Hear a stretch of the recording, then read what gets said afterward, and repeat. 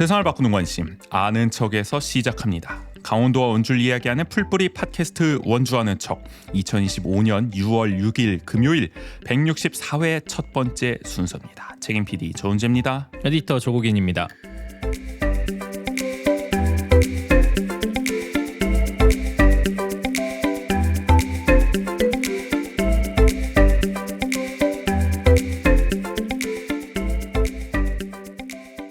새 정부 출범 주간에 인사드리는 원주 아는 척입니다. 공교롭게도 이번 주 조국인 에디터 생일도 있는데 내일이죠? 네, 6월 7일 그렇습니다. 생일 주간에 어떻게 좀 큰 선물이 될 것 같습니까? 그러네 무슨 새로운 세상을 받아버려가지고 그러니까. 너무 큰 선물이 아닐까 싶네요. 기억에 좀 남는 네. 생일 주간이 되지 않을까 싶고 바뀐 세상 좀 실감하세요?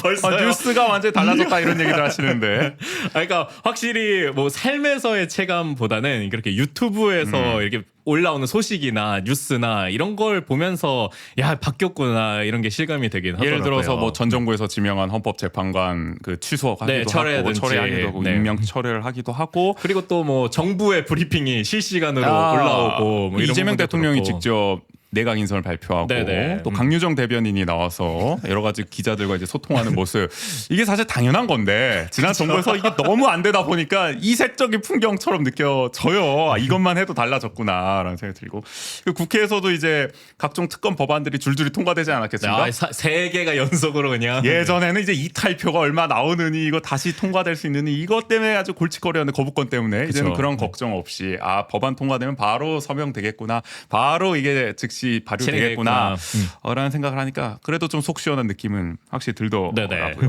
그래서일까요? 그 MBC 같은 이제 여권이 됐죠. 여권의 우호적인 그러네요. 방송 댓글 보면은 이제 뉴스 보기가 편해졌다. 정말 며칠 전까지만 해도 답답해가지고 우라통이 터져서 정말 막 고구마 100개 먹은 느낌으로 뉴스를 봐야 맞아요. 했는데 맨날 의혹만 나오고 이제 정말 개비스콘 먹은 듯이 싹 내려가는 시원시원한 어떤 소식들만 있어서 너무 좋다. 벌써부터 이제 내가 투표 잘한 효능감을 느낀다. 이런 분들도 계시더라고요.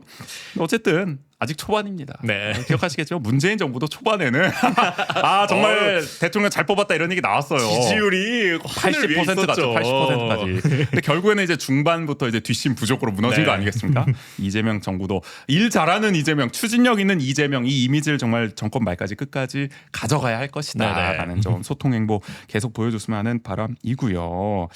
그래서 저희가 또 이 화요일 대선 당일에 개표 방송 같이 보자 라이브 맞아요. 입중계를 했었습니다. 좀 어떠셨는지 궁금하네요. 그래도 많은 분들이 봐주셔서 맞아요. 감사하다는 말씀 드리고 근데 또 돌아보면은 제가 그날 너무 또 냉소적으로 얘기했나 비관적으로 그러니까 김문수와 이제 이준석의 득표율을 연연하면서 어떻게 이럴 수가 있냐. 강원도는 왜 또 이렇게 김문수를 많이 찍었냐. 원주는 왜 또 이렇게 이준석을 많이 찍었냐. 이런 얘기만 하다 이제 끝나가지고 이 선거에 어떤 제대로 된 의미는 짚지 못하지 않았나. 그래도 희망적인 요소도 많이 있었는데 뭐 이재명 후보의 뭐 득표율도 사실은 역대 민주당 후보 중에서 가장 높은 맞아요. 편이었고 결과적으로 권영구 후보도 뭐 아쉽긴 합니다만은 그래도 뭐 알토란 같은 뭐 어떤 씨앗 정도는 남기지 않았나 자양분 정도는 기반 정도는 남기지 않았나라는 생각도 들기는 해서 그런 점을 또 제대로 짚을 필요도 있었겠다라는 생각. 그러나 이제 실시간으로 할 때는 머릿속이 아무튼 복잡했습니다. 그럼요. 그게 또 출구 조사 결과가 또 다르다 보니까 맞아요. 약간 지난 총선 때 느낌이 나기도 했었고 그랬었는데 돌아보니까 근데 이상을 되찾고 나니까 괜찮지 않았나. 아무튼 그렇습니다. 내년 지방선거가 또 벌써 기다려지는 것 같아요. 맞아요. 네. 통해서 내년 또 대선 지방선거 라이브 방송도 또 열심히 준비해야겠다. 1년도 이제 채 남지 않았으니까. 그러네요. 네. 그때까지도 열심히 한번 달려보겠다는 말씀 드리고요. 오늘 저희 원주 통신 준비하고 있는데 거기서 강원도 원주의 표심 또 한번 자세히 분석을 해보도록 하겠습니다. 시작하기에 앞서서 저희 홍보 멘트 읽어주시죠. 네, 원주 아는 척은 여러분의 후원으로 운영합니다. 보내주신 소중한 후원금은 저희 방송 제작에 큰 힘이 됩니다. 오른쪽 화면에 나오는 QR코드를 찍어 자동이체 후원을 신청하거나 계좌를 통해 자율 구독료를 보내실 수 있습니다. 에피소드 설명에도 관련 사항 안내해 놓겠습니다. 유튜브 슈퍼땡스 역시 언제나 환영입니다. 네, 원주 아는 척에서는 여러분의 이야기도 받고 있어요. 방송을 들은 후기, 원주에서 살면서 겪은 소소한 에피소드, 요즘 고민 등 어떤 이야기든 좋습니다. 있습니다. 주제와 분량 상관없이 마음껏 보내주세요. 이야기 보내주실 구글 폼 링크 왼쪽 화면에 QR코드로 나가고 있죠. 에피소드 설명에도 관련 사항 안내 놓겠습니다. 그러면 오늘 164회 1부 바로 시작할게요.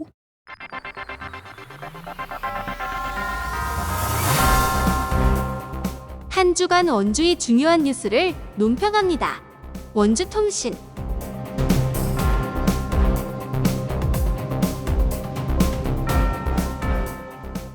원주통신 첫 번째 이슈, 이번 대선 결과 정리해보죠. 네, 제21대 대통령 선거에서 이재명 더불어민주당 후보가 당선됐습니다. 이재명 후보는 득표율 49.42%를 기록해 득표율 41.15%를 기록한 김문수 국민의힘 후보를 8.27%포인트 차로 꺾고 대통령에 취임했습니다. 그래도 이 정도면은 압승이라고 봐야겠죠? 그렇죠? 네. 아니 근데 이게 나는 저번 총선 때도 그랬지만은 출구 조사 결과가 그래서 계속 얘기하지만 이게 50% 넘는 걸로 나와서 아 진짜 과반 득표율 기록하는구나. 맞아요. 아니면 뭐 3사 기준으로 하면은 육공화국 최다 이제 득표율을 그렇죠. 기록하기도 51.7이면 네. 이제 박근혜도 뛰어넘는 건데 2012년. 그래서 아 진짜 기록하는구나. 김문수는 이제 40%도 못 넘는구나라고 생각하고 있었는데 막상 까보니까 조금씩 좁혀져가지고 결국 애매하게 약간 49대 41 이렇게 나오니까 기분이 뭔가 좀 찜찜하기는 해. 그러니까. 그래서 내가 대선 라이브 때도 좀 비관적으로 약간 우울하게 얘기했던 것 같은데 근데 또 이성을 되찾고 보니까 8% 포인트 정도의 차이면은 그래도 꽤 격차가 나는 승리 아닌가라는 맞아요. 생각이 듭니다. 그리고 이게 저희가 라이브 막 마무리하는 시점까지 거의 49%를 넘기냐 마냐 이러면서 48 정도였어, 그때도. 8 정도였기 때문에 그 체감이 좀 크긴 한 것 같아요. 이게 묘하게 48과 또 49는 느낌이 좀 다른 것 같더라고요. 그 1의 자릿수가 확실히 사람 마음을 왔다 갔다 하게 한다니까 10의 자릿수까지 바뀌었으면 좋았겠지만 그럼요. 라는 생각이 듭니다. 그래도 이재명 대통령 민주당 후보로는 역대 최다 득표율을 기록했어요. 49.42. 과거 같으면 참 민주당이 보수 정당 후보랑 막 단일화하고 어떻게 다 뭉쳐야 간신히 막 45% 넘고 막 이러던 그쵸. 시절이 많았었는데 네. 이제는 단독으로도 거의 50% 가까운 득표를 할 수 있다. 그만큼 정치 지형이 한국이 많이 바뀌었다는 점을 네네. 실감을 하게 돼요. 김문수 후보는 뭐 기어코 40%는 넘겼습니다. 이게 어떻게 보면 보수 재건의 척도로 삼았었는데 맞아요. 40%를 넘기느냐 마느냐 넘기기는 했어요. 근데 넘겼지만은 또 그렇다고 이게 뭐 보수 입장에서 반가운 거냐 또 그건 아닌 것 같습니다. 이제는 보수가 정말 총 단결해서 긁어 모으더라도 40% 넘기기도 벅차다라는 네. 점. 그렇게 반 이재명 캠페인을 하면서 반대파를 이제 집결시키려고 했는데도 불구하고 그래봐야 이제 40% 관심 넘겨. 그러니까 이게 총 집결한 결과라고도 분석이 그렇죠. 많잖아요. 네. 왜냐면은 뭐 이준석 후보 있지 않냐, 보수 분산된 거 아니냐 하실 텐데 뭐 저희가 라이브 때도 얘기했지만 이준석 후보는 분명히 보수 표만을 흡수한 것은 아니다. 맞아요. 원래 네. 이제 이재명과 이준석을 이제 고민하다가 이준석을 찍는 표도 상당히 있었다. 그런 점에서 보수가 반드시 이제 분열돼서, 그러니까 어떤 분들 그렇게 얘기할 거 아니야. 41.15%랑 8.34% 합치면 대충 이재명 후보랑 비슷하거나 뭐 그러니까 네. 이거 단일화면은 보수가 이겼던 거 아니냐라고 와. 할 수도 있지만은. 근데 그러면은 진짜 0.0017 정도 그러니까 차이긴 그러면 하네요. 진짜 몰랐다라고 할 수 있지만 네. 단일화했다고 해서 반드시 그 이준석 표가 다 김문수에게로 간다 이렇게 볼 수는 없었다는 맞아요. 겁니다. 네. 이재명 표가 이준석에 분산된 것도 있기 때문에 그걸 같이 봐야 한다고 저는 생각을 해요. 하여간 보수의 어떤 몰락 을 연이어서 보게 되는 것 같습니다. 총선도 이제는 100석을 넘기느냐 마느냐가 이제 보수의 목표가 되고 그러니까요. 대선도 이기는 거는커녕 지금 40%를 넘기냐 마느냐가 이제 목표가 됐고 어떻게 이렇게 보수가 몰락하게 됐는지 정말 이재명의 전략대로 중도 우클릭 전략에 맞게 국민의힘을 점점 극우의 벼랑 끝으로 몰아내는 것이 아니냐라는 생각이 들긴 합니다. 근데 어쨌든 한편으로는 저력을 확인한 것 같아요. 네네. 그래도 40% 넘기는구나. 어찌저찌. 마음이 계속 왔다 갔다 합니다. 그래서 이만하면 보수 많이 몰락했자면서도 야 그래도 내란을 했는데도 40% 넘기냐?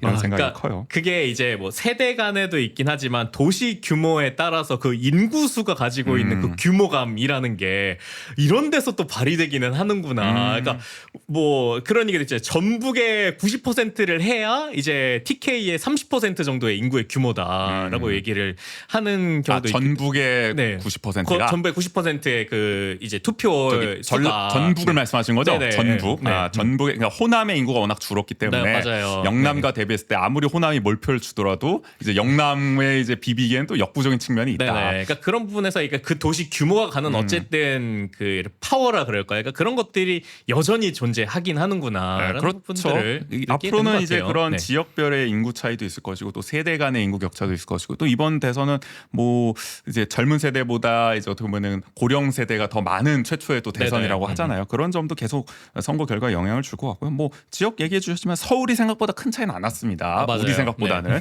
워낙 또 강남 3구가 계급 투표를 했기 때문에 근데 경기도에서 또 압도적으로 이재명이 몰표를 주니까 경기도 인구는 못 이긴단 말이야. 서울이 아무리 그치. 그래도 그러니까 이제 확 쏠려버리고 게다가 충청도까지 이재명을 선택하면서 또 충청도 인구가 워낙 많아졌기 네네. 때문에 그런 점이 작용을 한 것 같아요. 네. 자, 이준석 목표했던 10% 득표율에는 실패했지만 존재감은 확인했다고밖에 볼 수 네. 없습니다. 출구조사 결과 봤을 때 20대 남성 1위로 나왔잖아요. 37.2%가 찍었다. 20대 남성은 뭐 아무튼 20대 남성 2위도 김문수 말이죠. 36.9%. 그러니까 20대 남성은 이준석 아니면 김문수를 김문수다. 찍었다는 거고 이재명 찍은 사람이 24%밖에 안 된다.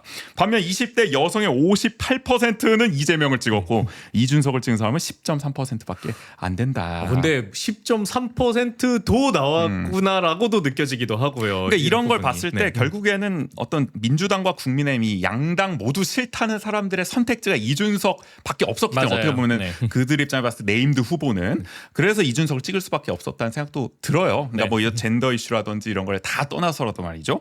그리고 20대 여성이 어쨌든 6%에 가까운 사람들은 또 권영국 후보를 지지하기도 했었거든요. 네네. 권영국 후보의 전체 득표율이 1%도 안 됐다는 걸 생각해 본다면은 굉장히 또 의미 있는 득표라고 할 수 그럼요. 있죠. 확실히 20대 여성들에게는 권영국 후보가 존재감이 있었구나라는 점을 확인할 수 있었습니다. 네, 참고로 이준석 후보가 아까 8.34% 득표를 했고 권영우 후보가 이제 0.98%. 제가 1% 넘기길 바란다고 했었는데 34만 표 정도에 머물렀다. 34만 표면은 그 1997년에 그 권영길 후보가 건설 국민 승리 21로 처음 대선 나갔을 때가 한 30만 표 정도였던 것 같은데 딱 이제 밑바닥까지 왔다. 네네. 이제 바닥 찍고 다시 올라가야 하지 않겠냐라는 생각. 권영길 후보도 그걸 기반으로 해서 90만 표 계속 갔던 거 아닙니까? 그럼요. 나중에 심상정에 정말 200만 표 넘는 표까지 나왔고 민주노동당이 좀 반등을 해야 할 텐데 이번 대선을 통해서 그런 생각도 좀 하게 됐고요. 그러니까 전국 선거 결과는 좀 이렇게 정리를 해볼 수 있을 것 같습니다. 워낙 뭐 뉴스에서 분석 많이 했으니까 그쵸. 저희도 네. 그냥 이런 좀 중론들을 모아서 논평을 해봤고요. 우리는 이제 로컬 방송이니까 강원도 원주의 표심을 좀 깊이 있게 들여다보도록 하겠습니다. 네, 이제 이명박, 박근혜, 문재인, 윤석열까지 4회 연속 대통령을 마친 강원도와 원주였는데요. 이번에는 선택이 엇갈렸습니다. 엇갈렸어요. 네. 틀린 곳이 나와 버렸습니다. 네. 네, 원주는 이재명을 선택해서 5회 연속 적중을 했는데요. 강원도 전체는 김문수를 선택하고 말았습니다. 진짜 말 그대로 선택하고 말았습니다. 네. 제발 이번만큼은 다르지 않을까 했는데 결과를 보니까 역부족이었어요. 우리의 기대가.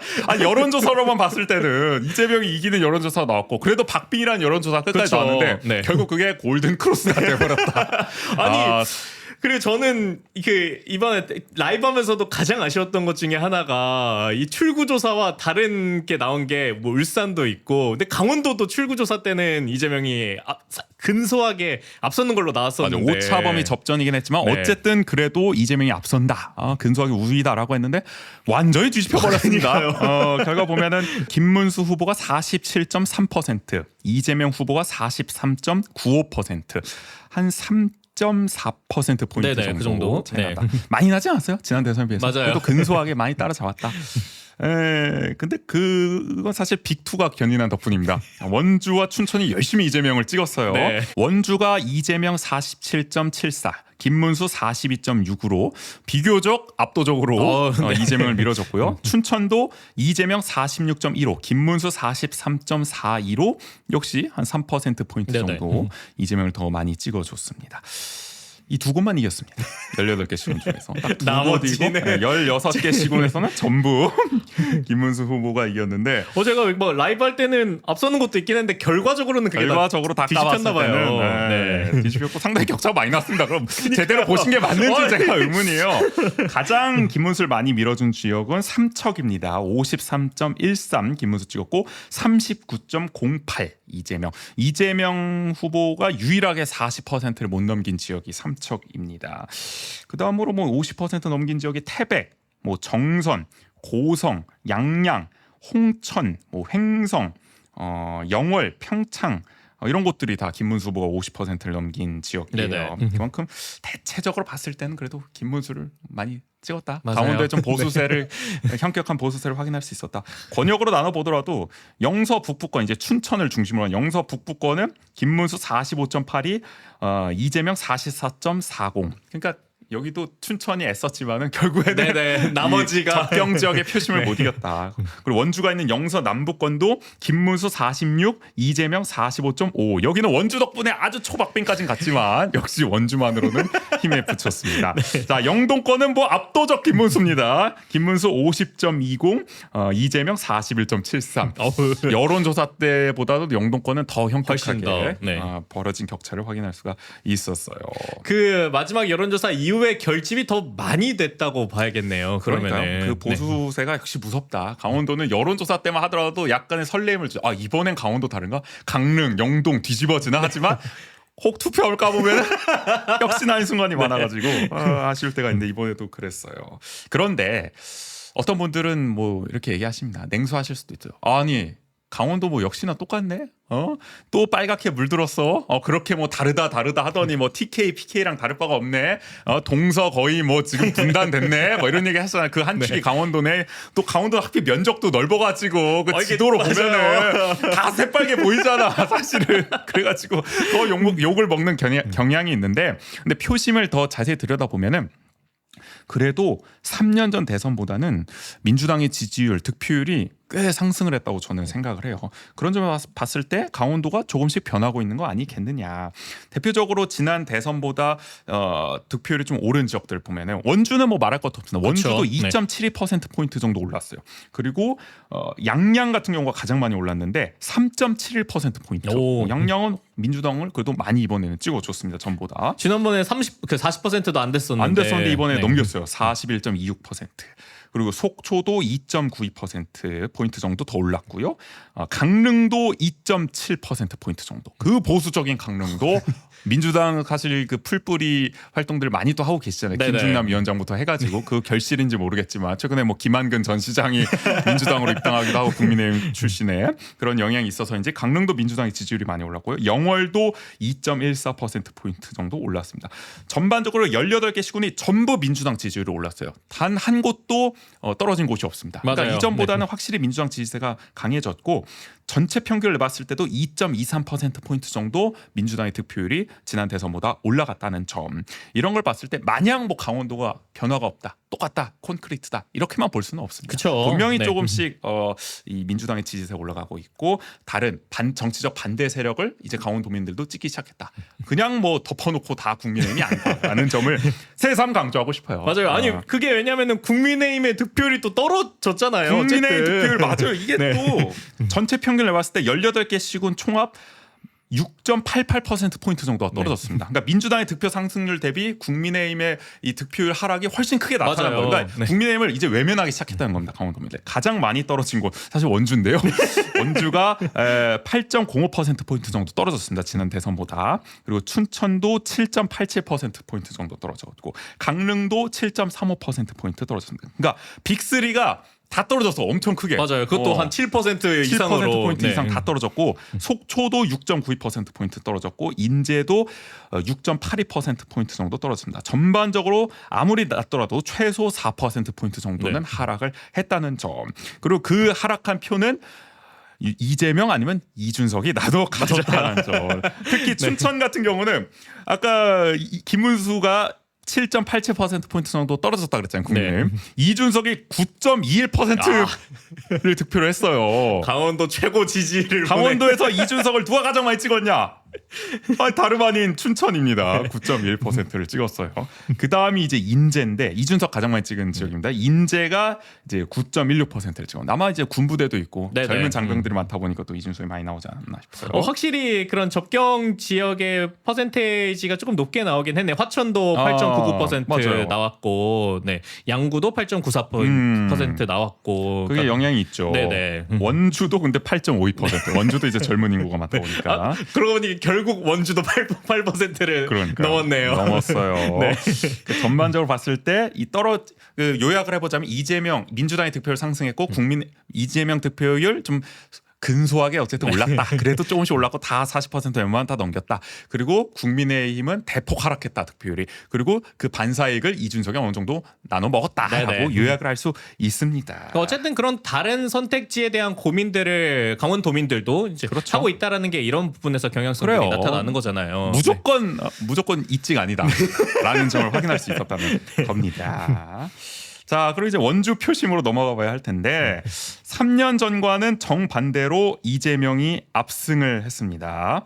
지난 대선에서는 윤석열이 50.65 이재명이 45.02를 득표를 해서 한 5%포인트 정도 국민의힘이 앞섰단 말이에요. 네네. 근데 이번 대선은 거의 정반대로 뒤집혔다. 이재명이 47.74, 김문수가 42.61로 원주에서는 오히려 이제는 반대로 이재명 후보가 민주당이 5%포인트 정도 이겼다. 역시 원주의 표심은 캐스팅 보트 역할 톡톡히 합니다. 요만큼 있다 이렇게 왔다 갔다. 뒤집어지네요. 우리는 콘크리트가 아니고 우리는 그 완전 극과 극인 것 같아. 그쵸. 콘크리트가 아닌 대신 네. 또 확확 넘어가. 어떻게 보면은 정세에 따라서 그런 걸 이번에도 유감없이 확인할 수 있었던 것 같고요. 가장 득표율이 높았던 지역 살펴보겠습니다. 이재명 후보의 득표율이 높았던 지역. 지정면입니다. 53.07% 나왔어요. 지난 대선 당시에도 강원도 전체에서 이재명 득표율이 가장 높았던 지역이 지정면이었는데 이번에도 원주에서 가장 높은 득표율을 지정을 보셨다. 이제는 방콕 관설동을 넘어서 확실한 정말 민주당의 그러니까요. 텃밭이 되고 있는데 네. 총선 때도 그렇고 이제는 그러니까 갑과 을로 나눠서 약간 기수 같아요. 이게 갑은 지정, 을은 반곡 관설 이렇게 맞아요. 해가지고 두 지역이 민주당의 지지를 확실히 좀 견인을 하고 있는 그 동네가 아닌가. 맞습니다. 네.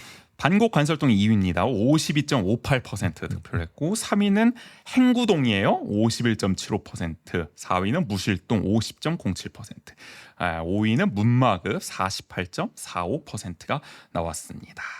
전반적으로 봤을 때 어쨌든 뭐 이재명 후보는 이길 수 있는 지역에서는 다 이긴 네네. 것 같고 의외로 저는 원주에서 그동안 보수세가 강했던 명륜 일동이라든지 태장 일동에서도 이재명 후보가 이긴 점이 눈에 띄더라고요. 그리고 저는 또 행구동도 이번에 어. 네, 그 20대와 21대를 비교하면은 꽤 차이가 많이 났던 지역이 아닌가라는 생각도 들더라고요. 맞아요. 네. 행구동 같은 경우에는 이번에 저 투표율도 상당히 높거든요. 원주에서 가장 투표율이 높았어요. 81.19% 투표를 기록했는데 득표율 보더라도 이재명 후보의 득표율이 지난 대선보다 6.29% 올라서 51.75%를 기록했습니다. 반면에 국민의힘 김문수 후보의 득표율은 지난 대선 대비 10.49%가 하락을 해서 대폭락을 해버렸다. 야, 여기가 가장 현격한 차이를 극적으로 좀 차이가 변화가 네. 일어났던. 그러면서 이제 이준석 후보도 7.24%를 행구동에서 득표를 하면서 어쨌든 완전히 지난 이 3년 전과는 달라진 표심을 행구동 보여줬고요. 김문수 후보가 그래도 선전한 지역 살펴보면은 대체로 이제 구 원성군 지역들이 아무래도 보수세가 강하다 보니까 김문수 후보를 많이 찍었는데요. 불온면에서 64.8%가 나왔습니다. 귀래면에서 58.36%, 호저면에서 56.49%, 소초면에서 56.05%, 신림면에서 55.3%, 동단위에서는 봉산동이 52.26%로 가장 높게 나왔어요. 그러니까 전통적으로 좀 보수세가 강한 지역들에서는 김문수 후보를 찍어줬는데 그러나 약간의 균열, 이 콘크리트의 균열도 좀 눈에 띈니다. 원도심이 예전 같지 않아 보인다라는 점을 저는 느꼈는데요. 대표적으로 중앙동입니다. 중앙동 뭐 원주에서는 거의 TK로 불릴 만큼 그쵸, 네. 거의 뭐 콘크리트 보수 지지층을 자랑하는 곳인데 국민의힘의 뭐 텃밭 아니겠습니까? 이곳에서 이재명 후보 지난 대선 대비 5.4%포인트 득표율이 상승했고요. 국민의힘은 무려 8.9%포인트 하락을 했습니다. 국민의힘 완전히 그러니까 민심 위반이 지금 네. 되고 있는 상황이다. 중앙동에서. 게다가 네. 중앙동은 어쨌든 뭐 임구 유입이라는 드라마틱한 변화가 있었던 것도 아니잖아요. 아니죠. 원래 살던 분들이 계속 살고 네. 계신 건데 그러니까 원래부터 이분들은 계속 국민의힘을 지지해 오던 분들이 상당수 계시단 말이에요. 맞아요. 항상 국민의힘 네. 지지율이 뭐 60%, 70% 가까이 나오던 곳이니까. 근데 이번에는 50%도 안 넣었어요. 김문수 후보가 49.44%. 결과적으로 이재명 후보를 이기긴 했지만 이재명 후보도 43.69%를 기록하면서 TK에서 40% 넘게 득표한 셈이에요. 그렇죠. 어떻게 보면 이재명 후보가 이 어렵다는 중앙동에서 5.4% 포인트나 득표 상승을 이끌어냈다라는 점. 심지어 중앙시장의 김문수 의원도 직접 그렇죠. 오기도 했는데 문화의 거리에서 그렇게 대대적으로 네. 유세를 하기도 했었는데 크게 효과가 안 난 것이 아닌가. 우리 한기호 의원이 와가지고 이재명 후보를 마치 지지해달라는 듯이 힘을 실어달라는 듯이 했던 것이 통한 걸까요? 말실수를 한 것이. 네. 하여간 중앙동에서 약간의 이변이 일어났습니다. 게다가 이 지역에서는 이준석 후보도 크게 반사이익을 못 봤어요. 이준석 후보가 5.92%로 원주 전체 득표율보다 훨씬 낮은 맞아요. 득표를 기록했잖아요. 네. 그런 걸 봤을 때 확실히 국민의힘을 안 찍고 민주당을 찍는 어떤 민심의 변화가 중앙동에서 느껴졌습니다. 그리고 일산동도 마찬가지예요. 일산동도 전체적으로 이제 보수세가 강한 그쵸. 지역인데 이곳에서도 지난 대선보다 이재명 후보가 2.12%더 득표를 했고요. 국민의힘은 8.9%포인트가 빠졌습니다. 역시 여기도 거의 국민의힘 9%. 대폭락. 근데 여기서는 이준석 후보가 아주 재미를 많이 봤어요. 무려 10.26%를 득표했습니다. 이준석이 원주에서 가장 많이 득표한 지역 바로 일산동입니다. 두 자릿수를 두 자릿수 만들었어, 득표, 두 자릿수. 유일하게 두 자릿수 득표를 했는데 그 일산동이 20대 인구 비율이 높은 편이죠. 원주에서. 그쵸. 원주 네. 평균이 한 11% 정도 될 겁니다. 그 전체 인구 비율로 봤을 때 20대가 차지하는 비중이 원주 전체 평균이 한 11%인데 일산동은 17%로 현격히 높아요. 그 이유는 뭐겠습니까? 역시 연세대학교 맞아요. 의과대학이 네. 있기 때문에 20대 인구가 높을 수밖에 그 없다. 바로 뒤쪽에 이런 빌라촌들도 많고 네. 그러다 보니까 결국엔 의대생이 다 이준석 찍은 거 아닙니까? 이 일산동에서 10.26%나 나왔다는 거는 그거 아니고 설명이 안 된다. 그쵸. 결국에는 네. 국민의힘의 빠진 표가 상당 부분 이준석에게로 갔고 또 조금 소폭 이재명 후보의 득표 상승을 이끌었다라고 좀 분석할 수 있을 것 같아요. 그러니까 중앙동과는 좀 다르죠. 중앙동 국민의힘 빠진 표를 이재명 후보가 거의 흡수를 했는데 일산동은 이준석 후보가 그 빠진 네네. 표를 흡수를 했다라고 보면 됩니다. 자, 학성동은 중앙동과 비슷합니다. 역시 학성동도 전체적으로 보수세가 강한 곳인데 이곳도 이재명 후보가 지난 대선 대비 5.13%더 득표를 했어요. 국민의힘은 7.39%가 역시 빠졌습니다. 근데 이곳에서 이준석 후보는 5.61%밖에 득표를 못했어요. 그러니까 이 국민의힘에 빠진 표를 이재명 후보가 상당 네. 부분 흡수를 해냈다. 중앙동과 비슷하게. 중앙동과 네. 비슷합니다. 뭐 앞서도 잠깐 얘기를 했지만 저는 어쨌든 그 태장 일동이 전체적으로 캐스팅 보트 역할을 많이 해왔었잖아요. 네네. 결국에는 이번에도 태장 일동이 이재명을 선택하면서 본인들의 어떤 정세 판단 능력을 여실히 또 보여줬다. 그게 또 태장 이동과 또 엇갈린 결과로 그러니까. 나오면서 이번에 드디어 틀렸어요. 네. 원래는 태장 일동 항상 같이 갔잖아요. 네네. 그리고 태장 1, 2동이 찍으면 무조건 그 후보가 당선된다. 대선은 그랬었는데 이번에 태장 2동은 또 김문수를 찍었거든요. 틀렸어요. 그래가지고 태장 1동은 이재명을 찍어서 또 적중을 했다라는 점. 태장 1동에서 사실 이재명 후보의 득표율 변화는 크진 않았습니다. 0.67% 득표율이 올랐고요. 대신 김문수 후보가 5.25%가 빠지면서 결과적으로 이제 이재명 후보가 태장 1동에서는 승리를 거두게 됐습니다. 이 지역에서는 이준석 후보가 이제 7.89% 정도. 그렇게 재미를 보지 못했어요. 맞아요. 전체 네. 평균으로 봤을 때. 태장 2동에서는 김문수 후보가 47.1, 이재명 후보가 44.85로 또 이기긴 했습니다만은. 그러니까 우리가 이제 태장 일동 읍면 동전하긴 했습니다는 태장 일동이 좀 더 뭔가 이게 약간 좀 그런 것 같습니다. 네. 뭔가 그리고 또 이제 아파트 단지도 새로 들어온 것도 그러니까 있고 그러던데 젊은 인구가 유입이 또 많이 되다 보니까 맞아요. 네. 그런 그래도 부분에 또 반영된 게 아닐지. 전체 판세와 좀 비슷하게 더 맞춰가는 게 아닌가. 네. 그러니까 이제 앞으로 진정한 캐스팅 보트는 태장 1동으로 더 우리가 추격을 해서 더 구체적으로 좀 봐야 되지 않을까. 네네. 태장동 전체를 볼 것이 아니라 태장 1동이 더 정확하게 맞히는 것이 아닌가라는 생각이 듭니다. 여담이지만 그 재외 투표 봤을 때 원주시 이재명 후보가 재투표에서 68.11%가 나왔어요. 해외에 계신 한 1,100여 분 정도 계시거든요. 1,100여 분 정도 이제 원주 재국민은 이재명 후보에게 몰표를 줬다. 68.12%는 지난 대선.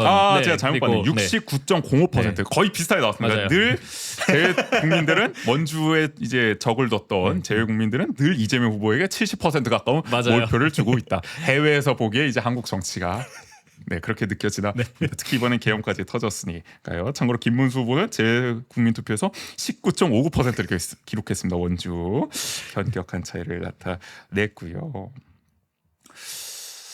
요것도 하나 비교를 해드려야겠네. 아까 그 중앙동 얘기하면서 총선하고 비교를 못 해드렸는데 중앙동 하나만 보고 가겠습니다. 총선에서 총선 대비 그러니까 원창무 후보가 이제 갑지역에 출마했었으니까 이제 중앙동 득표율은 원창무 후보 거라고 보시면 되는데 그 지난 총선 대비 이번에 이재명 후보 득표율이 9.59% 거의 10%포인트 상승을 했어요. 아니 이걸 보면은 원창훈 후보의 경쟁력이 그만큼 떨어졌다는 거 아닌가 싶은 생각 들고 엄청나게 많이 올랐죠. 그때보다. 그러니까 그런 얘기도 많았잖아요. 그 중앙동 어떤 상인분들이라든지 중앙동에서의 그 원창묵 시장에 대한 반감이 되게 크다. 인물론이 또 크게 작용했다라는 점. 그 원창묵에 비하면 그래도 이재명은 좀 뽑아줄만 하다라고 본 게 아닌가 싶기도 하고 반면에 김문수 후보 지난 총선 대비 득표율 16.45%가 빠졌습니다. 대폭락입니다. 박정화 후보가 65.89% 중앙동에 득표했는데 이번에 김문수 후보는 49.44%로 폭락을 해버렸다. 이게 대선보다도 이 직전 그 총선과 비교해 보니까 훨씬 더 변동폭이 크네요. 중앙동은 진짜. 그리고 뭐 읽은 김에 또 얘기하면 학성동에서도 이재명 후보 총선 대비 3.86% 포인트 올랐는데 김문수 후보는 10.32% 포인트가 빠졌습니다. 역시 두 자릿수 포인트나 급감하는 득표를 보여줬고요. 또 지정면은 원래부터 이제 민주당이 유리하긴 합니다만은 이 지역에서도 국민의힘은 9.40%가 빠지면서 결국에는 뭐 패배할 더 현격한 차이로 패배를 할 수밖에 없었다는 점을. 근데 딱 그 어떻게 보면 절묘하게 딱 그만큼이 빠진 거라고 보이기도 하는 게 이제 그 총선 대비해서 이준석 후보가 9.39%를 이제 지정면에서 득표한 걸 보면은 그만큼의 표가 이준석에게 갔다고도 보여지기도 하네요. 지정면은 정말 이 국민의힘에 빠진 표를 고스란히 이준석이 먹었다고 볼 수 있고 심지어 민주당은 지난 총선 대비 줄었어요 득표율이. 1.14% 포인트 정도 덜 받았습니다. 반곡관설동도 이준석이 상당히 반사이익을 봤다 아까 말씀드렸는데 총선 대비하면 더 확인이 가능해요. 그 이재명 후보가 지난 총선 대비 8.3% 포인트 덜 받았습니다. 그러니까 지난 송기현 후보가 60.88% 몰표를 받았던 지역인데 이번에 이재명 후보는 52.58%밖에 못 받았어요. 반면에 이준석 후보는 이 지역에서 8.97%를 득표하면서 거의 그만큼이 국민의힘과 민주당의 빠진 표를 고스란히 냠냠 잡수셨다라고 볼 수 있죠. 얄미워 진짜. 그러니까 이런 점을 또 원주 읍면동별 좀 표심을 통해서 확인할 수가 있고요. 내친 김에 좀 정리를 해보죠. 아까 그 이재명, 김문수 후보 최다 득표 읍면 지역은 확인을 해봤고 이준석 후보 같은 경우에는 최다 득표 지역 아까 일산동이라고 말씀드렸죠. 10.26%. 그 다음이 흥원면입니다. 9.46%. 역시 대학이 있는 곳들. 연세대. 강릉원주대, 한라대 친구들이 많이 찍어줬나 봐요. 9.46%가 나왔고요. 지정면이 9.39%, 반곡관설동이 8.97%, 무실동이 8.77%. 그러니까 저희가 아까 말한 그 정세 분석이 맞는 거 아닙니까? 보수표가 이준석에 간 게 아니다. 결국은 민주당 표의 상당수도 이재명을 찍을까 말까 고민하다가 이준석에 갔다라는 점. 왜냐하면 민주당의 전통적인 우세 지역인 지금 흥업, 지정, 반곡관설, 무실이 이준석 이렇게나 많이 찍었잖아요. 민주당도 사실은 이준석한테 표를 많이 뺏긴 지점이 있는 겁니다. 거듭 확인할 수가 있어요. 밑에도 보면 뭐 우산동도 그래도 8%, 8.1%. 그렇죠. 우산동 원래도 이제 보수야. 단계동도 그렇고. 그러다 보니까 어쨌든 젊은 인구 구성이 그래도 비율이 어느 정도 있는 지역들이 그래도 높은 그런 지지를 좀 보내줬다라는 점에서 오히려 전통의 보수 지역들, 이 구원성군 지역들은 이준석을 거의 안 찍었어요. 예를 들어 불온면 3.33%, 귀래면 3.45%, 신림면 3.82%. 왜 그 어르신들은 또 이준석 별로 안 좋아하잖아요. 저 건방진 놈 저거 또 나와가지고 국민의힘 또 몰표 찍으시다 보니까 이준석이 여기서는 재미를 보지 못했다. 그러니까 또 젊은 층이 많은 지역, 비교적 그래도 민주당 지지세가 있는 지역에서 역시 원주에서도 이준석이 득표를 많이 했고요. 자, 우리 권영구 후보도 살펴보죠. 권영구 후보는 반곡 관설동에서 가장 많이 득표를 했습니다. 1.17% 기록을 네네. 했고요. 그다음에 명륜 이동에서 1.08%, 태장 이동에서 1.08%, 문마급에서도 1.08%를 득표했는데 저는 의외라고 생각을 했어요. 명륜 이동, 태장 이동 모두 보수세가 강한 지역이잖아요. 그쵸. 특히 네. 두 지역 모두 김문수 후보가 이긴 지역이에요. 근데 이곳이 권영구 후보가 원주에서 득표 2, 3위를 한 지역이라는 점. 그러니까 이분들이 보수적인 성향을 갖고 있지만 그래도 권영구 후보를 어쨌든 대체제로 또 찍었다는 것을 이 결과를 통해서 또 확인할 수가 있거든요. 맞아요. 그게 좀 의외더라고요. 아니면은 어쨌든 뭐 보수는 김문수로 결집을 했고, 그러니까 그런 다른 선택을 갖고 계시는 분들 중에서 그 고민을 하다가 이재명이 아닌, 그렇다고 이준석도 아닌 그 권영구로의 표를 준 분들도 분명히 있지 않을까. 아니, 그러니까 그런 네. 지역들이 사실 뭐 다른 읍면동도 다 마찬가지일 거 아니에요. 근데 왜 유독 명륜 이동과 태장 이동민들은 그런 선택을 했겠느냐. 아, 다른 네. 분들도 다 그런 딜레마에 그쵸, 있었을 그쵸. 텐데 네. 그런 점은 우리가 또 분석할 지점이다. 빨리 명륜 이동, 태장 이동, 뭐 읍면 동전이라도 기획을 해야 되잖아요. 이곳의 표심을 좀 파악하고 네네. 싶다. 지방선거전까지 저희가 한번 알아봐야 할 것 같고요. 문막이 1.08% 나온 거. 아, 역시 문막공단의 저력입니까? 아. 과거 민주노동당을 20% 넘게 지지하던 그 저력이 아직 남아 있는 것인가? 여담이지만은 이번에 민주노동당 권영구 후보가 거대 양당이 다 문막공단 쪽에 현수막을 안 걸었거든요. 근데 권영구 후보만 걸었어요. 그 점이 좀 그래도 그래도, 봤던 네. 게 아닐까. 노동자들이 그래도 그 정성을 그런 생각도 해보고요. 지정면에서도 1.08% 득표했습니다. 역시 젊은 층이 많은 지역, 진보세가 강한 지역에서 득표율이 높았고요. 무실동도 1.06%, 우산동에서도 1.06% 득표했습니다. 아, 우산동, 이 우산공단의 힘인가? 역시 또 그 삼양식품 앞에도 그 민주노동당이 현수막 걸었거든요. 그 역시 광고 효과 아닌가? 싶습니다. 노출이 중요한 것인가. 그런 생각이 듭니다. 어쨌든 대체적으로 이런 지역에서 이제 선방을 했다. 권영구 후보. 권영구 후보 이야기하는 김에 잠시 이제 광고를 하자면은 원주에서 그래서 결과적으로 권영구 후보에게 표를 던진 사람이 2,427명입니다. 이분들은 어떤 분들일까 좀 궁금하기도 하잖아요. 네. 그래서 민주노동당에서 이분들을 초청한다고 합니다. 원주에서 다른 꿈을 꾸었던 당신들 2,427명의 권영국을 찾습니다. 권영국과 나누는 대선 다음의 이야기. 그래서 권영국 후보가 직접 원주에 와서 후속 간담회를 진행한다고 해요. 아마 선거에 대한 후일담을 나누고 다음 그럼 세상을 우리가 어떻게 함께 만들어갈 수 있을까, 그 기반을 함께 어떻게 다져갈까를 논의하는 자리가 될 것 같은데 6월 15일 일요일입니다. 오후 4시에 민주노총 원주지역지부 우산동에 있습니다. 대회의실에서 연다고 하니까 권영국을 찍으신 분들 포함해서 또는 그래도 내가 안 찍었지만 관심 있는 분들 이날 오셔가지고 함께 마음껏 좀 이야기 나누는 자리 되면 좋지 않을까 싶어요. 참고로 권영국 후보와 경선에서 맞붙었던 한상균 전 민주노총 위원장도 이날 함께 온다고 하니까 더 많은 풍부한 진보 정치에 대한 이야기 나눌 수 있지 않을까 싶어요. 광고 잠깐 해봤고요.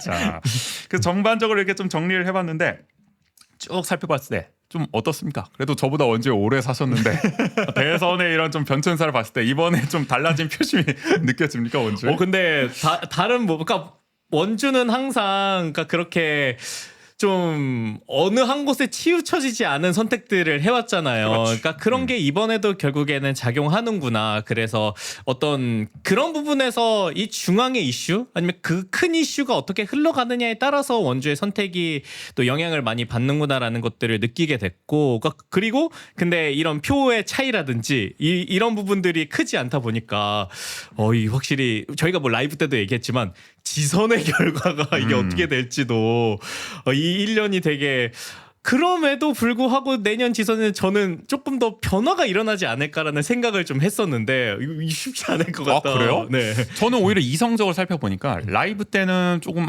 이거 뭐 25개 읍면동에서 오히려 이재명 후보 이긴 읍면동이 더 적잖아요. 그렇죠, 이거는 그렇죠. 네. 특정 읍면동이 인구빨로 밀어붙인 건데 결국엔 소수. 이거 좀 지방선거에서 좀 불리한 요건 아닌가 싶었는데 그래도 세부적으로 따져 보니까 원도심 지역에서 그래도 이탈표가 상당히 나왔고 민심 이반이 느껴진다는 점, 그리고 그 보수적이라고 불렸던 명륜 1동과 태장 1동에서도 이재명을 더 찍었다는 점, 이런 걸 봤을 때 오히려 정세가 그래도 많이 좀 바뀌고 있는 게 아닌가? 그런 측면에서 그래서 오히려 지방선거에 민주당 입장에서 봤을 때는 청신호가 켜졌다고 볼 수도 있는 거 아닌가라는 생각을 저는 했습니다. 그러니까 그냥 전체적으로 봤을 때는 뭐 원주가 바뀌지 않은 것 같고 오히려 뭐 표차도 좋은 것 같고 그렇지만 들여다보면 들여다볼수록 그래도 민주당 입장에서는 또 희망을 볼 수 있는 선거 아닌가? 근데 이게 민주당 캠프에서도 좀 아쉬움은 느끼나 봐요. 특히 원주 갑 쪽에서는 더 나올 줄 알았나 봐 득표율이. 근데 나는 좀 목표를 좀 과하게 잡으셨던 것 같고 이 정도만 하더라도 지난 뭐 대선과 총선과 비교해 봤을 때는 그래도 민주당이 좀 많이 가져오지 않았나. 네. 다만 이제 이준석에게 이제 이탈된 표가 있잖아요. 그걸 어떻게 지방선거 때 다시 민주당의 표로 가져올 수 있을까에 그쵸. 대한 네. 고민은 필요하겠다. 다만 국민의힘을 쪼그라뜨리는 데는 성공한 거 아니겠습니까? 그 1차 작전 성공한 거잖아요. 그건 이제 성공을 했으니까 이제는 민주당이 어떻게 보면 압도적 득표를 어떻게 만들어낼 것인가가 이제 지방선거에서는 고민될 것이고 뭐 제3정당들은 이제 또 반대의 또 전략을 그렇죠. 써야겠지요. 그러니까 이런 부분에 있어서 어쨌든 이번에는 이준석 후보가 보여줬던 이 제3지대에서의 그 경쟁력 그리고 유권자들이 선택을 한다라는 걸 확인했으니까 그렇죠. 그런 부분들을 어떻게 더 그걸 확대해 나갈 것이냐가 뭐 그 제3정당들의 숙제일 거고 저는 그래서 이 내년 지선에서 있어서의 그 어떻게 보면은 한 두 가지 포인트 이런 중앙동 같은 원도심의 이 변화를 어떻게 실질적으로 더 이끌어낼 것이냐에 그렇죠. 대한 부분 그리고 아까 말씀하셨던 명륜동과 이 그 태장의 이동 같은 그런 부분의 변화의 핵심 포인트들을 얼마나 빨리 찾아내느냐 그 원인이라든지 그 요인이라든지 이런 것들을 찾아내느냐가 결국에는 뭐 민주당이 내년 지방선거에서 승리할 수 있는 키포인트가 되지 맞아요. 않을까. 예를 네. 들어서 원인동도 이번에 안 넘어왔고 원인동은 오히려 거의 김문수를 더 지지하는 느낌으로 보여주긴 했거든요. 지난 대선보다도 그리고 뭐 예를 들어 단계동 같은 경우도 이번에 또 졌단 말이에요. 네네. 이것도 민주당 입장에서는 뼈아플 수 있습니다. 우산동도 그렇고 이런 어떤 인구가 많으면서 민주당이 그동안 이기기도 했었는데 한동안 지금 연패를 하고 있는 적들 이런 데 표심을 잘 뺏어 오느냐가 뭐 언론적이긴 합니다만은 앞으로 이제 민주당에서 좀 성패를 저어오지 않을까 그쵸. 생각합니다. 여기까지 이번 대선 좀 표심 분석 강원도 원주 중심으로 해봤어요. 원주통신 두 번째 이슈. 드디어 이분이 국회의원이 되는군요. 네, 지난 지방선거에서 더불어민주당 원주시장 경선 후보로 출마하기도 했던 최혁진 전 문재인 정부 대통령 비서실 사회적 경제 비서관이 비례대표로 국회에 입성합니다. 네. 최혁진 전 비서관은 작년 총선에서 민주당의 위성 정당인 더불어민주연합 비례대표 후보 16번으로 공천을 받았는데 당시엔 14번까지만 당선이 돼서 금배지를 아깝게 놓쳤었는데요. 그렇죠. 그래서 두 명만 사퇴하면은 네네. 승계를 받을 수 있는데 과연 언제쯤 사퇴를 할 수 있을 것이냐, 물려받을 수 있을 것인가 4년 임기 동안 네네. 초미의 관심사였습니다. 네, 네 이제 이재명 정부가 출범하면서 그 한을 좀 풀게 마침내. 되었습니다. 네, 비례 2번 위성락 의원이 국가안보실장으로 그리고 비례 9번 강유정 의원이 대통령 비서실 대변인으로 임명되면서 최혁진 전 비서관이 의원직을 승계하게 된 것인데요. 절묘하게 두 명이 빠져나갔습니다. 그러니까요. 이게 대선 전에도 민주당에서 대체로 이제 비례대표 의원들을 중심으로 차출을 할 예정이다. 뭐 내각이라든지 이 비서실 인선에서 그 얘기가 나오는데 적중을 했습니다. 정확히 이제 두 명이 이제 비서실로 올라갔고 맞아요. 두 명이 네. 승계를 하게 됐다. 그래서 이제 15번이었던 손솔 이번 이제 네. 진보당에서 추천한 몫이었는데 결국엔 진보당이 한석 늘어서 이제 내석이 됐고 최혁진 후보는 이제 새진보 연합에서 추천을 했던 후보였는데 어쨌든 이제 또 당선이 됐습니다. 이제 네네. 임기를 또 국회의원 승계를 받게 됐습니다. 이로써 어쨌든 원주의 연고를 갖고 있는 이제 최혁진 전 비서관이 국회의원이 되니까 원주 국회의원 3명 시대가 열렸다는 평가가 나오고 있죠. 예전에 그 20대 국회, 그러니까 2016년부터 20년까지 그 당시에도 심기준 당시 더불어민주당 강원도당 위원장 이분도 이제 원주 출신이잖아요. 그쵸. 이분이 이제 비례대표 의원직을 승계해서 원주 국회의원 3인 체제를 구축한 적이 있었는데 말이죠. 그러면서 그때도 이제 원주 국회의원 3인 됐다 뭐 이런 보도가 많이 나오기도 했었는데 이번에 오랜만에 다시 또 3인 체제를 또 우리가 볼 수 있게 됐다. 그런데 좀 논란인 거는 승계 과정이 순탄치가 않다는 거예요. 최혁진 전 비서관을 추천했던 새 진보연합, 정확히는 기본소득당이 반발을 하고 있어요. 최혁진 이 후보에 대한 최혁진 전 비서관에 대한 제명을 또 촉구하면서 이게 전국적인 이슈로 그쵸. 커지는 네. 모양새입니다. 이게 무슨 일이냐 한번 설명해 주시죠. 네, 최혁진 전 비서관이 기본소득당 복당을 거부하고 더불어민주당에 잔류할 뜻을 밝혔기 때문인데요. 용해인 기본소득당 대표는 최혁진 전 비서관이 민주주의를 파괴하는 정치적 사기꾼, 그저 의원직 도둑에게 국민의 대표자 자리는 걸맞지 않다라면서 최혁진 공천 철회와 제명을 촉구했습니다. 오딘이 아주 세게 했어요. 그러니까요. 민주주의 파괴, 정치적 사기꾼, 의원직 도둑. 감정이 그냥 그대로 드러납니다. 네네. 용인 대표가 아주 분노하면서 이제 SNS에 글을 막 올렸죠. 페이스북에. 한마디로 이런 겁니다. 이제 승계 절차가 있을 거 아니에요. 중앙선거관리위원회가 이제 의원들이 사퇴를 했으니까 비례대표 의원들이 사퇴했으니까 이제 승계를 해야 되니까 그 행정 절차가 한 며칠 걸린단 말이에요. 근데 그 절차가 다 끝나기 전에 민주당이 최혁진을 제명을 하면은 그럼 다음 순번인 이주희 후보로 넘어가게 되니까 최혁진 건너뛰고 이주희가 받을 수 있도록 해라. 네. 이 정치적 사기꾼이자 의원직 도둑에게 의원 배지 가는 꼴 나는 못 본다라는 거죠. 용인 후보의 대표의 주장을. 여담이지만 이제 이주희 후보도 참 국회의원을 간절히 기다리는 후보 중 한 분. 이분도 이제 과거에 민주노동당 출신이거든요. 아는 분들 알죠. 예전에 민주노동당 이분이 비례 9번이었어요. 2004년에. 근데 8번 노회찬까지만 당선이 돼가지고 출구조사에서는 당선 유력까지 나왔거든요. 이주희도. 그때 26살인가 그랬어요. 그분이. 그래서 당시 됐으면 김영삼 이후 최연소 국회의원이 될 수도 있었는데 그때 한번 놓치시더니 그 뒤로 줄줄이 국회의원이 안 되시더라고요. 이번에도 근데 딱 끊기고 있는 거야. 이주희 후보도 지금 심장 두근두근 하고 있단 말이에요. 그러니까 그런 상황인데 하여간 뭐 기본소득당 입장은 저 배신자 최혁진은 안 된다. 아니 우리 기본소득당으로 오기로 해놓고서 복당하기로 해놓고서 맞아요. 이제 와서 서는 데가 바뀌니 풍경도 달라진 거냐. 민주당이 담겠다. 이게 웬 말이냐 하고 있는 겁니다.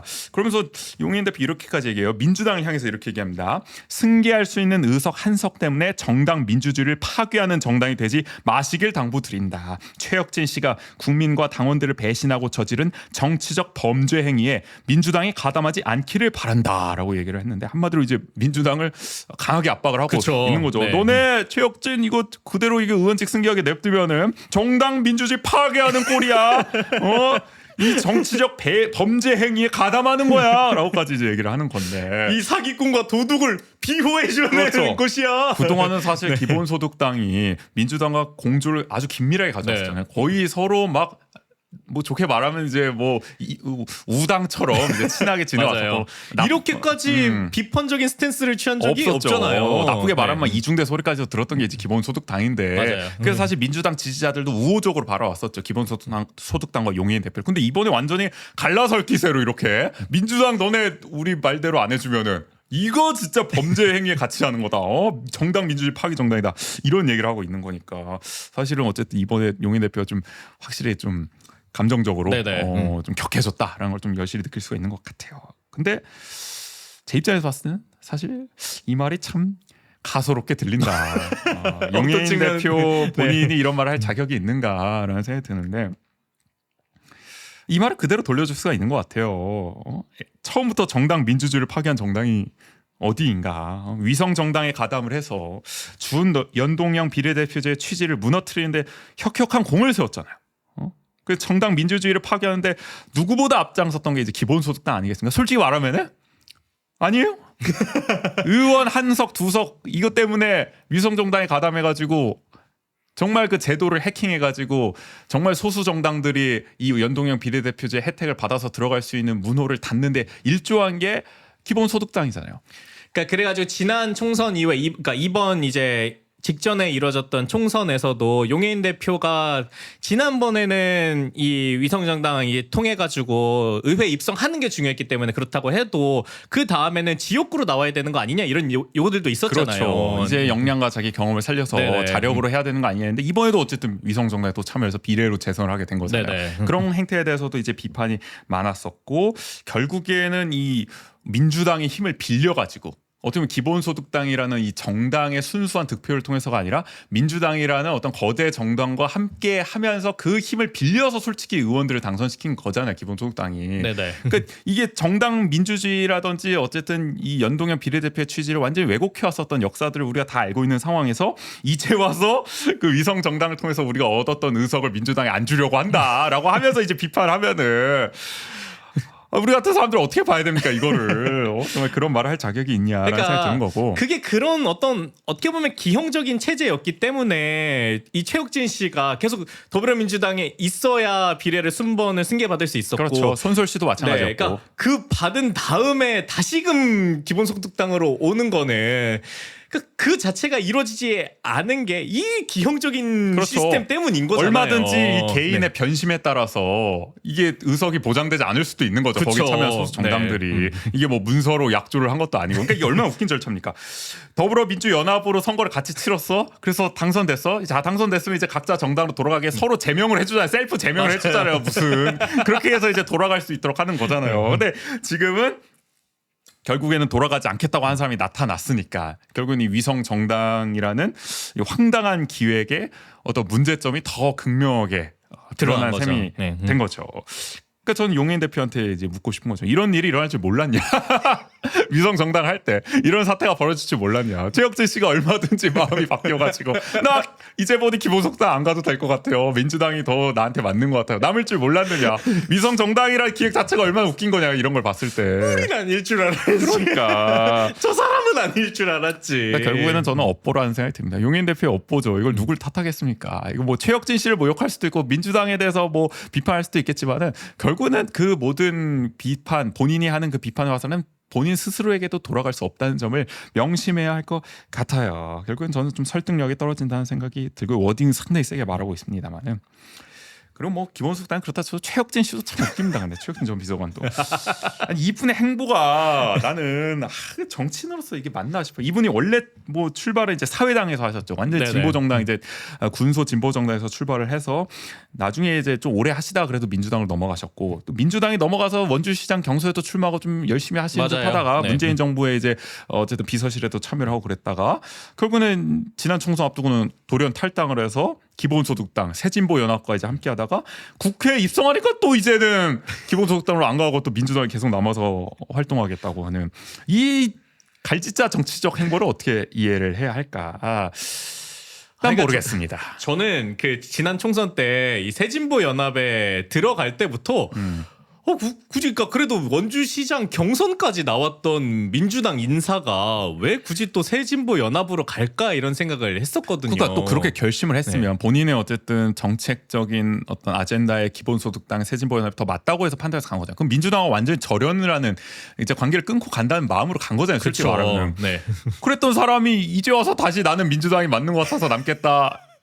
이게 나는 이해가 안 된다는 거야. 그러니까 이게 용인 씨 마음도 나는 이해는 돼요. 그쵸. 용인 씨의 업보와는 네. 별개로 용인 씨가 화가 나는 건 이해가 되지. 그때는 그 뭐 기본소득당 이용해 먹은 거 아니야. 소위 말해서. 그러니까 비례 순번을 좀 이제 그렇죠. 앞서서 만약에 막기 위해. 새진보연합이 네. 아니었으면 최혁진이가 어떻게 16번을 받을 수 있겠냐는 거야. 자력으로. 그러니까 최혁진은 위성 정당을 이제 본인의 커리어를 위해서 이용해 먹은 거 아니냐. 그러니까 공천을 준 기본소득당도 웃긴 거지. 자기들이 길러낸 어떤 당원을 공천을 해야지 영입 인사를 그렇게 비례 순번을 16번 주는 게 어딨어. 그것도 웃기긴 한데. 하여간 이 최혁진 씨가 뭐 원주 시민사회에서는 굉장히 이제 굵직한 족적을 많이 남겼죠. 협동조합이나 네네. 사회적 문제에 있어서. 근데 정치인으로서는 매우 지금 실망스러운 행보를 보여주고 있는 것이 아닌가. 그러다 보니까 이분이 뭐 이제는 배지를 달겠습니다만은 별로 기대는 안 돼요. 뭐 원주 국회의원 3인 체제라고 하지만 맞아요. 네. 이렇게 갈짓자 행보를 하고 본인의 정체성을 계속 바꿔왔던 분이 과연 민주당 안에 들어가서는 또 어떤 기존에 자신이 해왔던 말과 또 얼마나 배치되는 행보를 할 것이냐를 우리는 걱정할 수밖에 없는 거잖아요. 네. 그러니까 그게 국민의 그 의사를 잘 대변해서 이야기를 할 것이냐. 그게 아니라 이런 행보만 보더라도 본인의 이익을 위해서 그 행보를 결정하지 않겠느냐라는 생각이 더 들 수밖에 없는 거죠. 그렇죠. 네. 이제 뭐 방법이 없습니다. 뭐 기본소득당 계속 제명 요구하고 있지만 민주당 입장에서는 그렇게 뭐 서두를 이유는 없거든요. 그렇죠. 네. 그리고 만약에 의원직 승계가 됐을 경우에는 민주당이 제명을 하더라도 최혁진 씨는 무소속 의원이 됩니다. 오히려 좋다? 뭐 이럴 수도 있겠죠. 무소속 의원이 되는 것이고 최혁진 씨 만약에 비례를 또 넘겨주려면은 최혁진 씨가 자진 사퇴를 하는 수밖에 없습니다. 그쵸. 또는 탈당을 하던가. 하겠습니까? 안 하시겠죠. 방법이 없습니다. 용혜인 씨는 분통을 터뜨리겠지만 그것은 방법이 없는 일이다. 도리가 없다. 분을 사귀는 수밖에 없다. 위성 정당에 참여한 본인을 자책할 수밖에 없지 않을까 싶습니다. 애초에 왜 하셨어 그런 걸? 하여간 그렇습니다.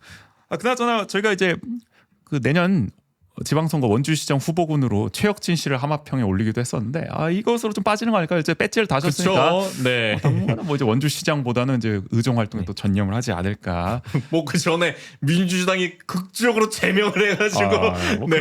그럴 가능성도 별로 높아 네. 보이지는 않고요. 약간 불출마가 좀 이렇게 보인다. 이거 하나는 좀 확실해진 것 같다는 네네.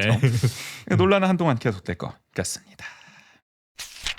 원주통신 마지막 이슈 그야말로 충격과 공포입니다. 네, 교육부가 발표한 2025 글로컬 대학 예비 지정 대학에서 원주권 대학이 전원 탈락했습니다. 전원 탈락. 네, 올해가 마지막 사업 선정이었는데요. 상지대학교, 연세대학교 미래캠퍼스, 한라대학교가 모두 고배를 마신 겁니다. 네, 글로컬 대학 30 저희가 일전에도 소개해드렸지만은 윤석열 정부의 핵심 지방대 네.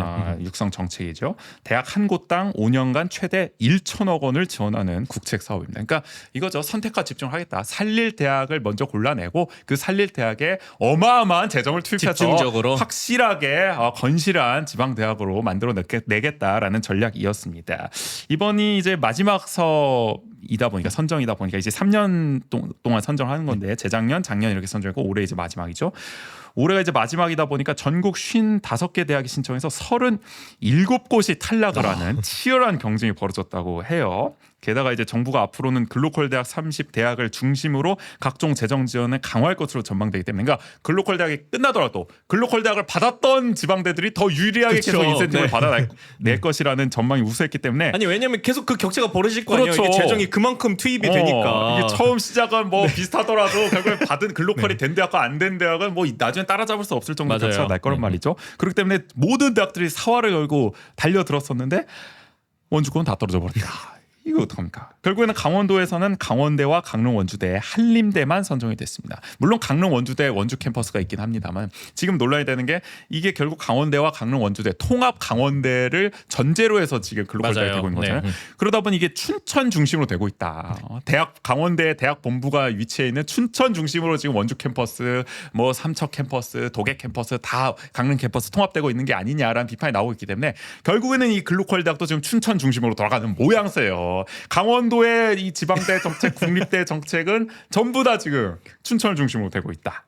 결국에도 원주 홀대론이다 이것도 라고 볼 수 있는 거 아니겠습니까? 라는 생각이 들고요. 근데 뭐 어쨌든 뭐 전문가들은 뭐 이 원주가 제대로 준비를 못했다라고 분석을 하고 있는 것 같아요. 네, 원주투데이 보도에 따르면은 이 탈락 원인으로 전문가들은 지역 특성을 부각하지 못하고 혁신성이 떨어진 점을 꼽고 있습니다.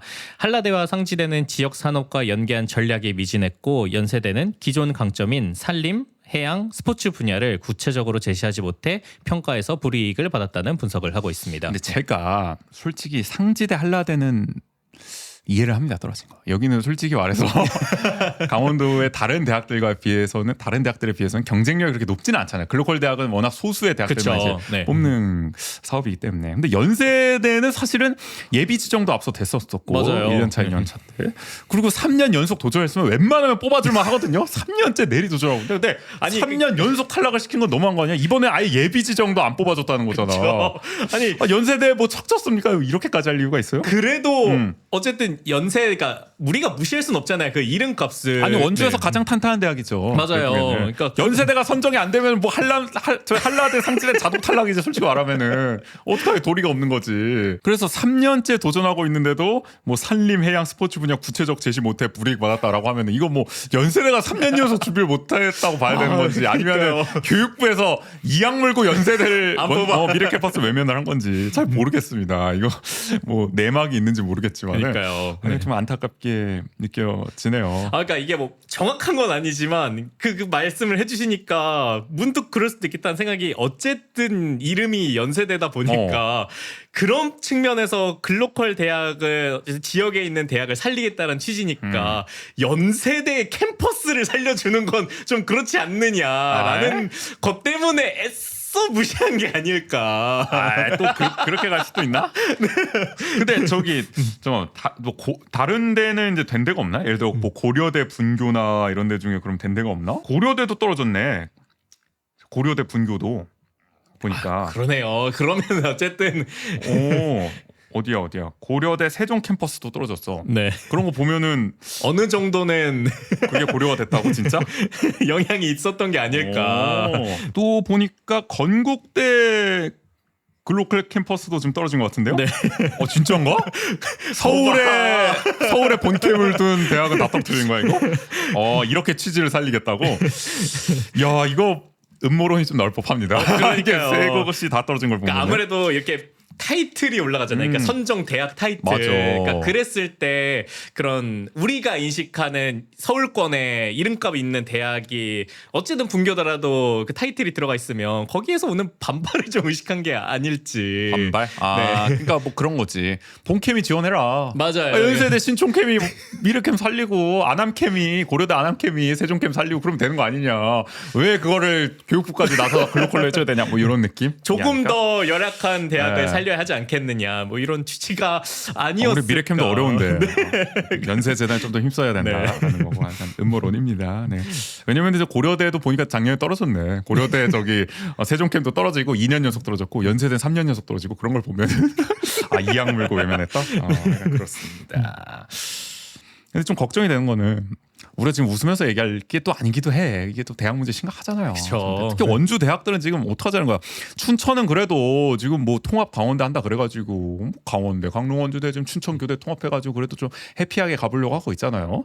근데 원주는 지금 이게 사립대끼리 뭐 연합을 할 것도 아니고 각자 도생이란 말이에요. 연세대, 상지대, 한라대, 뭐 경동대는 지금 식중독 나고 난리 났는데 네. 이거 각자 도생해가지고 이거 살아남을 수가 있겠느냐. 게다가 최근에 저희가 대선 공약 짚으면서도 얘기했지만 대부분의 후보들 특히 이번에 이재명 후보, 이재명 정부 같은 경우에는 지방 거점 국립대학을 중심으로 지금 지방대 전략을 짜고 있잖아요. 네네. 서울대 10개 만들기. 그래가지고 예를 들어 강원도는 이제 강원대일 것이고 아마 그렇겠죠. 그럼 뭐 호남에는 이제 광주에는 뭐 전남대 있을 것이고 부산에는 부산대 있을 것이고 이렇게 각 지역에 있는 지방 거점 국립대학교에 서울대만큼의 예산을 투입해서 서울대 10개를 만들겠다. 그래서 그 지방 거점 국립대를 중심으로 대학 체계를 재편하겠다라고 이제 하고 있어서 결국에는 국립대 중심으로 이 지방대 정책이 갈 수밖에 없는 상황이거든요. 네네. 그러면 이제 원주는 이제 국립대도 이제 강릉 원주대밖에 없는데 여기도 사실상 지금 이제 춘천 중심으로 간 상황에서 사립대들은 그럼 다 고사되는 것이냐, 다 죽이는 것이냐, 지금 글로컬도 선정이 안 됐는데라는 걱정이 생겨요. 맞아요. 그러니까 그게 결국에 왜냐면은 부산대학교나 전북대학교 같은 경우에는 뭐 강원대도 마찬가지지만 글로컬도 선정이 돼 있잖아요. 그렇죠. 근데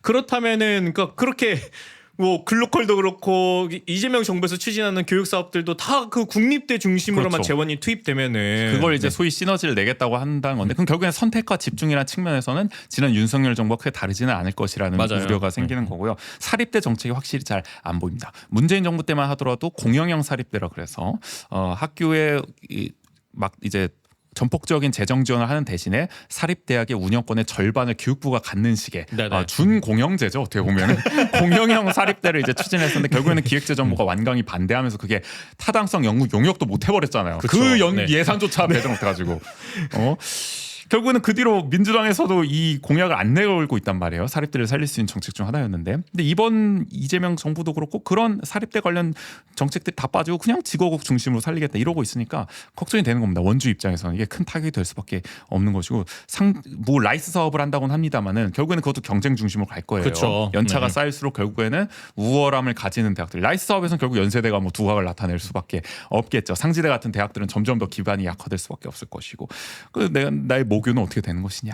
내 모교 상지대나 뭐 이런 뭐 한라대도 그렇고 이런 곳들은 소위 말해서 지잡대는 다 나가 죽어야 되는 것이냐라는 정말 그런 걱정을 할 수밖에 없습니다. 맞아요. 이 소식을 보면서 정말로 이제는 뭐 지방 사립대를 좀 살릴 수 있는 어떤 관심이나 이런 방안들이 더 나와야 되는 것이 아닌가? 좀 안타까운 마음이 들어요. 네. 글로컬 대학의 원주권 대학에 전원 탈락했다는 씁쓸한 소식까지 이번 주 원주 통신에서 다뤄봤어요. 오랜만에 소통의 시간 댓글 읽기 해볼게요. 먼저 지난번 저희 언제야 이거 153회 1부였죠. 네. 차기 원주시장 후보군을 꼽았던 에피소드에 캐리님이 댓글 남겨주셨어요. 네, 이제는 원주 시민이 깨어나야 합니다. 시장들 보면 너무나 급이 낮습니다. 국짐 출신이나 민주당이나 급이 떨어지는 정치인들입니다. 시민단체 깨어납시다. 이렇게. 네. 지금까지 시장들이 다 마음에 안 드시나 봅니다. 급을 높여야 된다. 근데 어쨌든 저희 차기 시장 후보군에서도 이런 댓글 남겨주신 거 보면 차기 시장 후보군도 그게 네, 참 마음에 안 마음에 들지 드시는 않는다. 양당 모두 마음에 안 든다. 네. 하는죠. 그래서 제3 정당 후보가 뭐 나올까요? 좀 신선 후보가 차기 원주시장 후보로 그런 것도 좀 궁금하기는 한데. 근데 뭐 이번 대선도 그렇고 확실히 좀 선택지가 다양해질 필요는 있겠다. 맞아요. 양당에 갇히면 좀 한계가 명확하니까. 그리고 어쨌든 국민들이 그 다른 선택지에 대해서 계속 표를 주겠다라는 의사를 보이는 거기도 하잖아요. 그렇죠. 이번 대선 결과가 그렇게 많진 않더라도 그러면 그게 뭐 지선에서도 계속 이어져야 하지 않을까 하는 생각이 들고요. 네. 다음으로 161회 1부에 달린 댓글입니다. 원주 씨가 바라는 대선 공약에 대해서 살펴봤었는데 우리 김진열님이 남겨주셨는데 혹시 제가 아는 그 김진열 총장님이실까요? 네. 어쨌든 김진열님이 남겨주셨는데 한번 읽어주시죠. 네, 원주 지역 정치에 관심을 가지고 기획해 주시길. 네. 네. 지금 좀 부족하다는 말씀이실까요? 그럼 지역 정치에 네. 좀 더 관심을 기울이고 조금 더 깊이 있게 네. 좀 다뤄달라는 말씀이실지 아니면 강원도 얘기를 저희가 좀 간간히 다루고 있는데 강원도보다 좀 더 원주에 집중해달라는 그런 걸지 그 측면에 여러 가지로 좀 네. 해석이 되는 것 같습니다. 아니면 뭐 응원을 해주는 것일 수도 있고요. 그러니까 감사합니다. 이어서 162 2부에서도 김진열님이 댓글 남겨주셨어요. 이 장일순의 나락 우주론을 저희가 헤아려 본 네네. 시간이었는데요. 네, 쉽고 간단하게 쇼츠도 방송해도 좋을 듯해요. 중등생 할머니들께서 시청자라는 수준, 시청자 입장에서 기획함이 좋다고 봐요. 네. 저 영상이 너무 길다는 말씀을 돌려서 해주신 것 네. 같은데 저희가 원래 쇼츠를 많이 만들죠. 맞아요. 만드는데 최근에 못 만들었습니다. 네네. 죄송합니다. 저희가 좀 시간 여건이 좀 잘 안 돼서 대선 이후 다시 한번 우리 리뉴얼해서 쇼츠도 많이 제작을 하고요. 네네. 클립도 좀 많이 잘라서 올려서 더 간편하게 보실 수 있도록 노력하겠습니다. 그리고 저희가 좀 너무 어렵게 다룬 면도 있나 봐요. 그러니까요. 그래도 조금 쉽게 해보겠다고 하긴 했는데 네.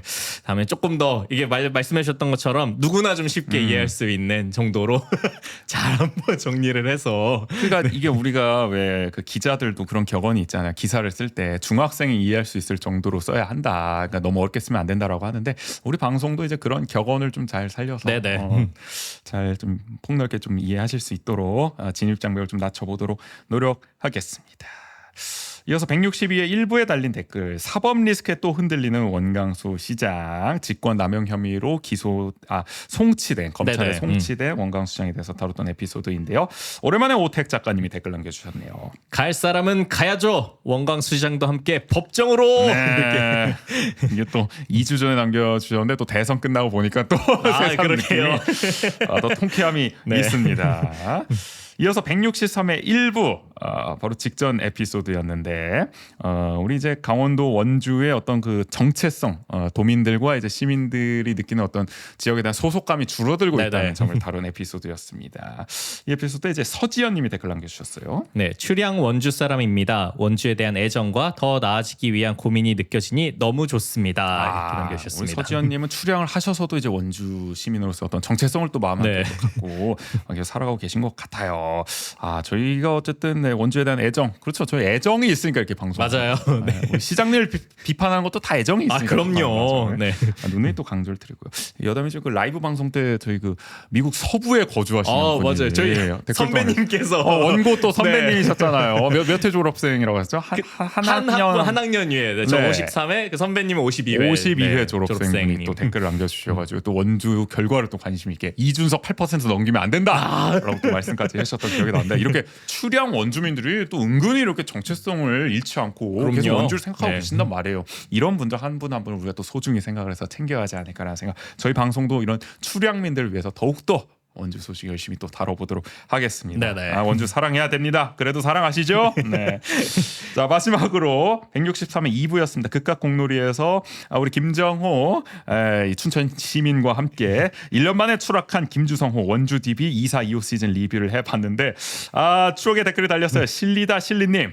네, 원주 나래 화이팅! 원주 나래는 죽지 않아. 그럼요.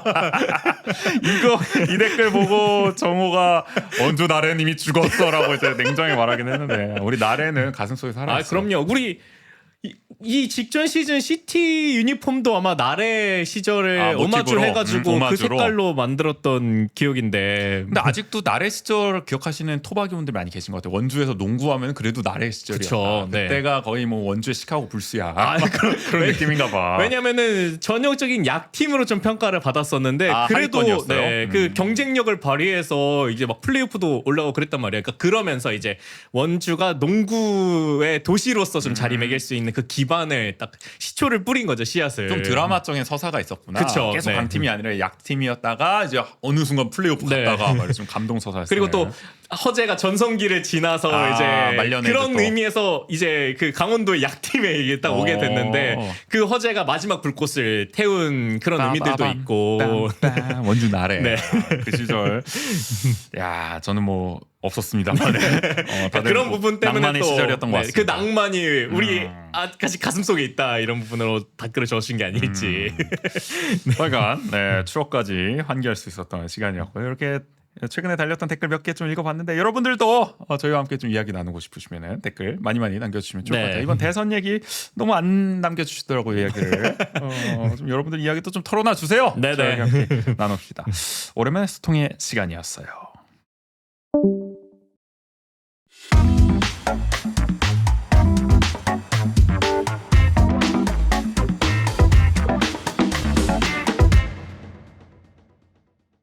또 내일은 이재명 정부 좀 특집으로 한 차례 더 이어가 보죠.